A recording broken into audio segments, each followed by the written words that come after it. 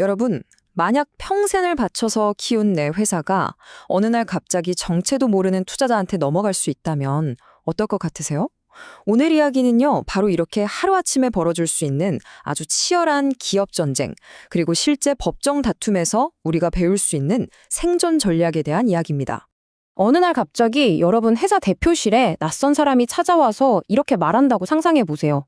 등골이 오싹하죠. 근데 이게 그냥 하는 협박이 아니고요. 그린 메일이라고 하는 아주 정교하게 설계된 공격의 시작 신호입니다. 자, 여기 아주 건실한 코스닥 상장사 알파테크를 키워낸 창업주 A 대표가 있습니다.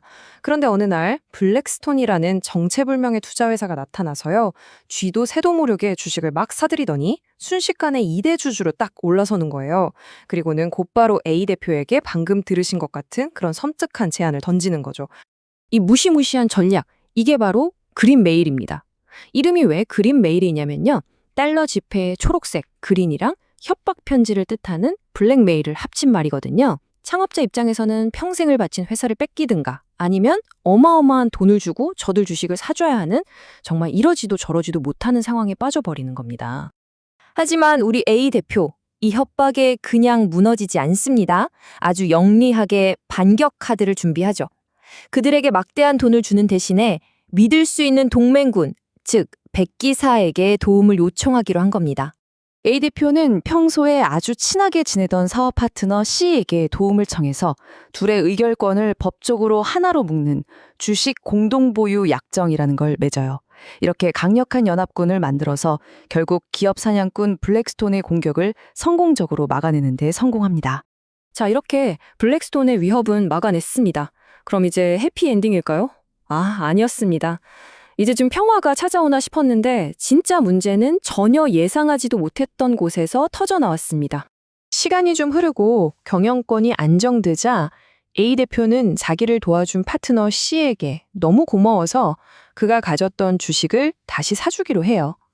근데 이때 그냥 시장 가격이 아니라 회사를 지켜준 공로, 이 경영권을 지켜낸 가치를 인정해서 웃돈, 즉 프리미엄을 얹어서 쳐준 거죠. 어때요? 상식적으로 아주 공정하고 의리 있는 거래처럼 보이죠? 바로 이때 국세청이라는 새로운 적이 등판합니다. 국세청은 이 웃돈을 경영권에 대한 정당한 대가로 본 게 아니에요. 사실상 A가 C한테 그냥 공짜로 돈을 준 증여다 이렇게 판단하고 어마어마한 증여세를 부과해버립니다. 이야기가 이제 완전히 다른 싸움으로 번지게 된 거죠. 여기서 이 사건 전체를 관통하는 가장 중요한 개념, 바로 경영권 프리미엄이 등장합니다. 이건 단순히 주식의 시장 가격을 넘어서 말 그대로 그 회사의 운전대를 잡는 것에 대한 가치를 돈으로 환산한 거라고 볼 수 있거든요. 과연 법원은 이 프리미엄의 성격을 어떻게 봤을까요? 여기서 정말 흥미로운 점은요. 이 경영권 프리미엄을 두고 벌어진 비슷한 세 가지 사건에서 법원이 전부 다른 판결을 내렸다는 겁니다. 지금부터 이 세 가지 다른 판결을 꿰뚫는 단 하나의 핵심 원칙이 뭔지 제가 속 시원하게 파헤쳐 드리겠습니다. 판결이 정말 극명하게 갈렸죠. 먼저 우리 주인공 A 대표와 파트너 C의 거래는 합법으로 인정됐습니다. 왜냐? 명확한 계약서도 있었고 실제로 경영권 분쟁에서 같이 피 터지게 싸웠으니까요. 그런데 비슷한 거래를 친척이랑 했을 때는 패소했어요.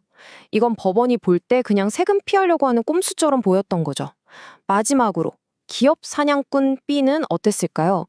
서류 위조 같은 불법을 저질렀으니 이건 볼 것도 없이 범죄죠. 당연히 징역형을 선고받았습니다. 자, 그래서 이 모든 걸 가르는 결정적인 기준이 뭐였을까요? 바로 이겁니다. 경영권에 진짜로 영향을 미쳤다는 객관적인 증거가 있느냐 없느냐. 법원은요, 그냥 이거 경영권 프리미엄인데요? 라고 말로만 주장하는 거 절대 안 믿어줍니다. 주식 공동보유 약정서라든지 주주총회 회의록처럼 누가 봐도 인정할 수밖에 없는 증거를 가져오라는 거죠.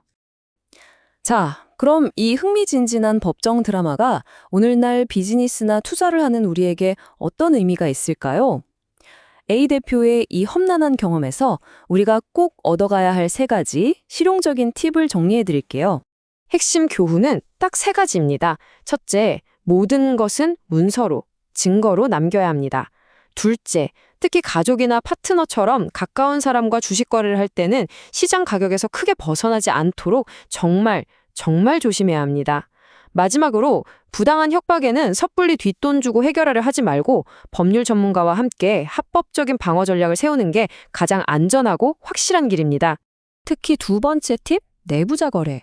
이거 정말 중요한데요. 현행법상 상장 주식을 특수관계인, 그러니까 가족이나 계열사 같은 사람과 거래할 때요.